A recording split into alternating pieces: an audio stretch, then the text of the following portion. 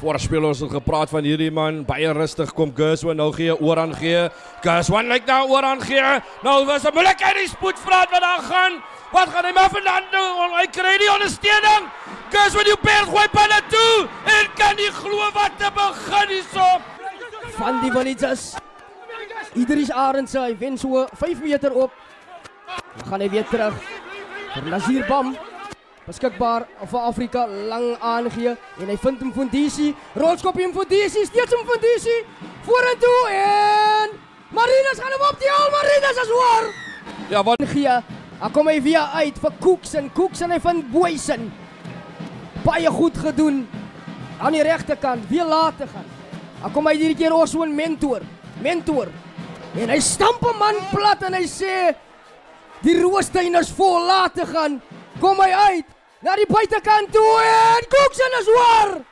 Elson Davids, bal is beskikbaar. Laat te gaan, wag vir hom. Nou word hy uitgegooi daarna. Apollos. Sy opgegooi, bal is beskikbaar. Wag vir hom om uit te kom. Nou word dit Fortuin.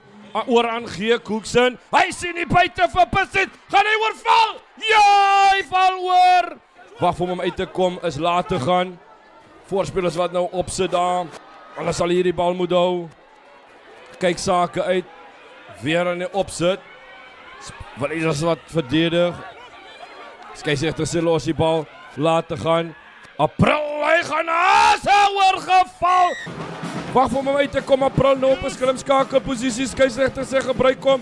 Opgesit man wat sy kop plat trek. Daar lyk daar plaas vir Aldrin Cornelissen wat op die veld is. En nou aangegee. Hier is sterk man. Die 8ste man.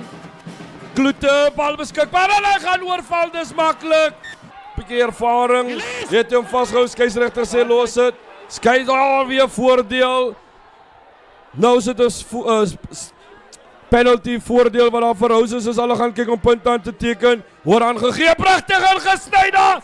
Deur die Fortuin en is April wat onder die pale gaan kuier en wat 'n ommekeer.